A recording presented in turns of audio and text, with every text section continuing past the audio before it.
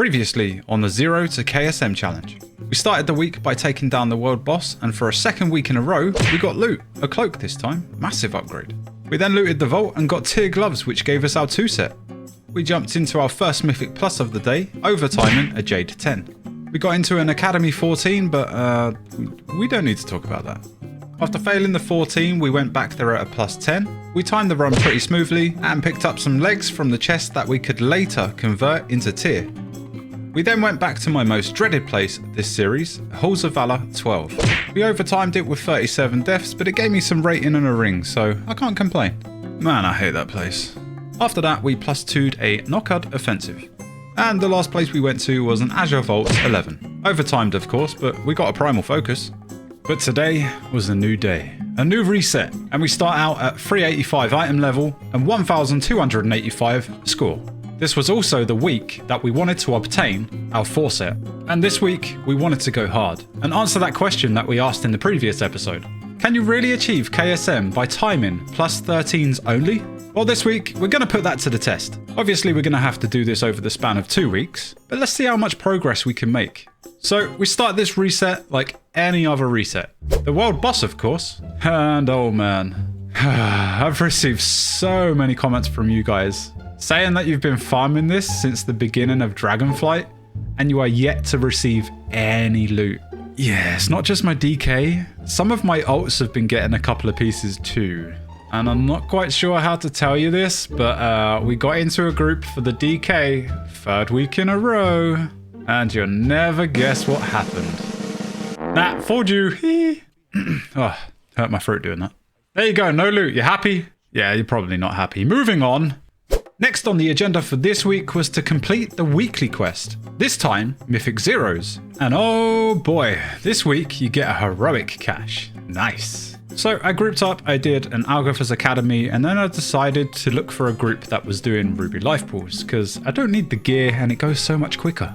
I got into a group and something happened. So I've been playing World of Warcraft since halfway through the Burning Crusade. It's like 2008, the year my eldest son was born. I'm so old. I've met some wonderful people over the years. I've killed a lot of really hard bosses, and I have a lot of memories that will stick with me forever. But what was about to happen in this Ruby Life Pools is hands down the most happiest I've ever felt playing this game. I might be mistaken, but I'm watching your video right now. Laugh my ass off. We made it! We made it! Man, it absolutely blows my mind that I randomly queue up to a group and a member of the party knows who I am and they're currently watching my videos.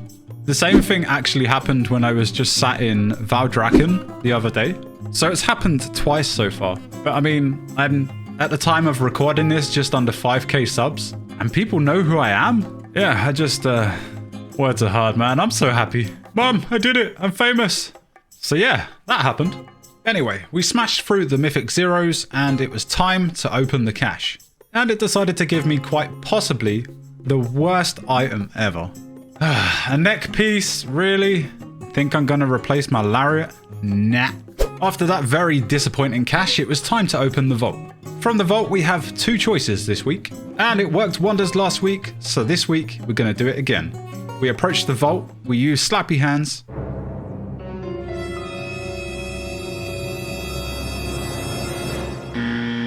and yep, out of the 2 possible slots, of course we get another neck.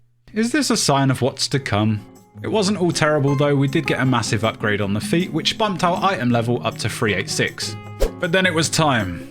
It was time to jump into some Mythic Plus. And as mentioned, this week we plan on timing every dungeon at plus 13. And I have no idea why, but I decided to start with Halls of Valor. I mean, clearly I need some practice, I need to get better at it, so yeah, again, we want to time these, so it might not be the first time we come to this place today. Now, this place started off great. We had 11 deaths by the time we killed the first boss. Yeah, you know what's coming. We're not timing this one. Now, I went into this week with more confidence than I've ever had before. Not to mention that I did actually go over a few things with the DK. I changed my build based on some of the advice I was given. I moved around some of my abilities and that took some getting used to. But I really wanted to time these keys. I wanted to smash it all out in one day. And to do so, I had to communicate and be very positive towards the group. Now, we died quite a few times, and don't get me wrong, the group were great, they were nice, they were friendly, but we knew very early on that this wasn't going to be timed. And well, now I'm going to share the most embarrassing thing I have done in a very long time.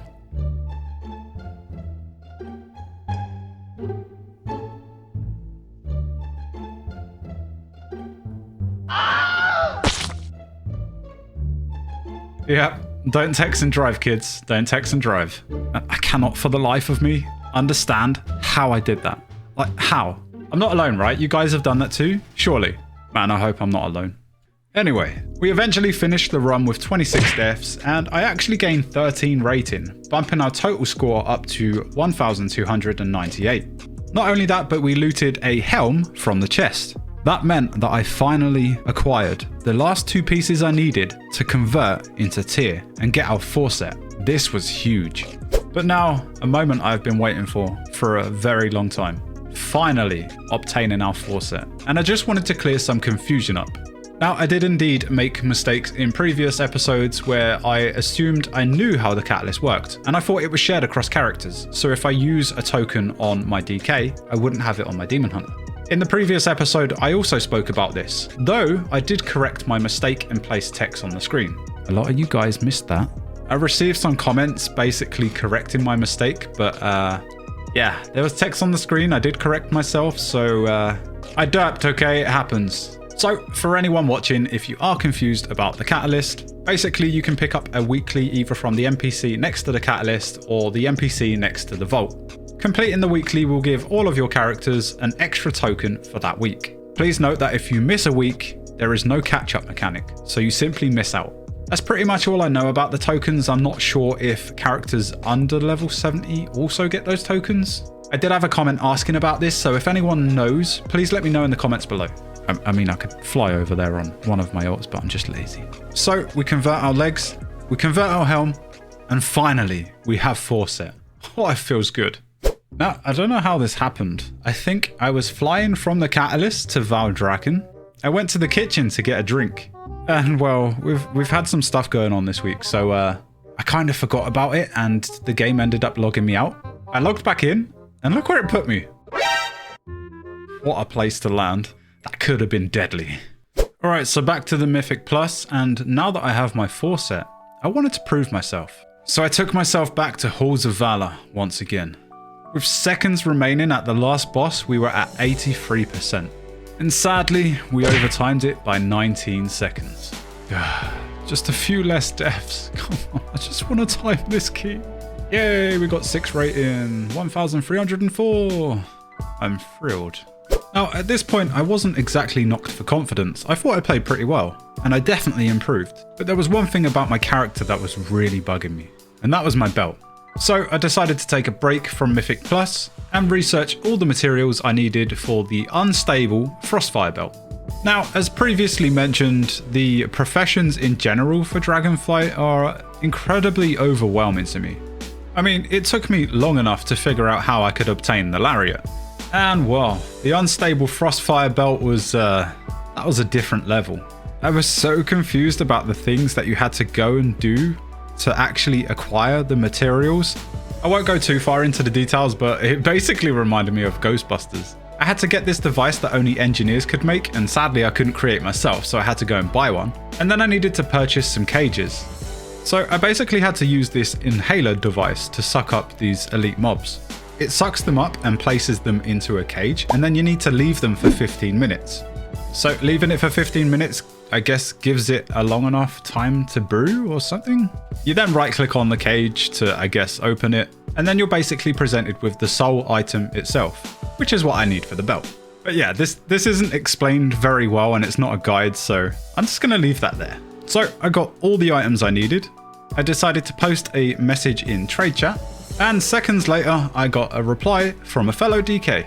Now, once again, just like the lariat, I had no idea about commissions, so I asked what their fees were, and they basically said give whatever. I was honest and said I had 1.1k to my name, which was true, so I decided to give them half. Admittedly, I typed in 500, I thought that was too low, and then I put 800, and then I was like, wait, I don't really have a lot of gold. So I changed it and put 600. Still more than half of what I had. But they were quite happy about it. They said afterwards that they didn't really care about the gold, and if I need it upgraded in the future, just provide the mats. And that I will, Mr. Skardamanden. I probably butchered your name, I'm sorry. I felt a little embarrassed at this point because I equipped the belt and yeah, it bumps our item level up to 389 and I finally get the epic achievement. Let's just hope the evoker next to me didn't notice. Alright, this was it. What felt like the last piece of the puzzle. It was time to finally smash face and prove myself. But this time, I was going to stay away from Halls of Valor, at least for now. So we jumped into a Jade Serpent. And oh man, I couldn't believe my luck. Okay, we finished with like 5 minutes left, 13 deaths, but boy, it felt so smooth. People were interrupting, stunning, not standing in stuff. We even stacked up for the ads on the last boss. Finally, we were making some progress, and it felt great. We gained a huge chunk of score, taking our total rating up to 1,396. Though, sadly, no loot. And can I just say at this point, please vote for Ret Paladin for Season 2. Especially with the rework, dude, they look so fun. And it's not something I'd usually play. From here, we went to Algatha's Academy. All in all, the run went pretty smoothly. All of the 11 deaths pretty much came through trash packs that were silly little individual mistakes. Maybe some explosions went off as well. And we gained 30 rating from that, which took our total score all the way up to 1,426. Sadly, no gear from this one either. And then we jumped into a Shadow Moon Burial Grounds. Kind of the same story for the Academy run, to be honest. We finished the run with a couple of minutes remaining, and 20 deaths that were mostly stuff like explosions, standing in stuff, and not CCing the bats on the bridge. Yeah, I think that's where the majority of the deaths come from, to be honest. No loot from this one, but we did gain a whopping 78 score, which took our total rating up to 1,504. And this is where I really started to wonder, dude, is this actually possible? Does it really only take timing plus 13s on both weeks to achieve KSM? I mean, up until this point, I didn't actually think it was possible, but look how fast I'm climbing. From here, we then jumped into a Knockard Offensive. This one was a little closer to the time limit. We finished with 17 seconds remaining and 23 deaths. Thankfully, no wipes to any of the bosses, but this group was a little bit messy when it come to some of the CCs and explosives. Nevertheless, we gained 78 rating, which took our total to 1,582. Man, that's a lot of rating. We did loot a weapon from the chest, but we're probably not going to use it. And then we move on to Court of Stars. We end up timing this with 4 minutes and 15 seconds remaining and only 3 deaths. Probably my smoothest run this expansion. We gain a whopping 82 score, which brings our total up to 1,664. Sadly, no loot in this one, but it's probably a place I'm going to come back to in the future because I'd really like the ring. You know the ring. The one that increases auto attack damage. Everyone wants that ring. Sadly, at this point, it was 1 o'clock in the morning for me, so I decided to call it a day. Even though I was on a roll. I woke up the next morning and damn, I felt good. However, there was one thing I was concerned about. The last 3 dungeons that I needed to time were the 3 dungeons I disliked the most this season. We have Ruby Life Pools, Azure Vaults, and of course, Halls of Valor. Yeah, that's right. We did Halls of Valor twice yesterday, but have we actually timed it yet? I don't remember. I feel cursed. So I jump into a Ruby Life Pools. And to my surprise, we start the day strong. We completely smashed this key. We only have 8 deaths, and that was pretty much to the last set of ads before the last boss. We +2 the key and gain a massive 107 rating, bringing our total score up to 1,771. Dude, we're getting close. No loot from this run, though at this point we are stacking up quite a hefty chunk of Primal Focus. Next up, we jump into an Azure Vaults. All in all, a pretty decent run. We finished the keystone with 4 minutes remaining. We gained 84 score, which brings our total up to 1,855. We do loot a chest piece from this, but sadly, as we already have tier, it's pretty useless to me, so I end up trading to the Paladin. I know, nice guy Dilly again. I mean, it's useless to me, so... And once again, can we just take a moment to appreciate the Ret Paladin damage? Yeah, these guys are popping off. Season 2, please. Ret Paladin, Season 2, please vote. Season 2, Ret Paladin, Paladin, Ret Paladin. So, with 7 out of 8 completed, it was time to return to Halls of Valor for the 3rd time in 2 days. And I'm honestly just getting sick of this place. Now, up to this point, I haven't really been picky with the groups I've been applying to in terms of what rating they currently have. But man, I was getting so frustrated trying to time this place. So, I decided to be a bit pickier with this one. And the groups I was applying for had quite a bit of rating. Though rating in gear doesn't necessarily mean smooth run and big damage.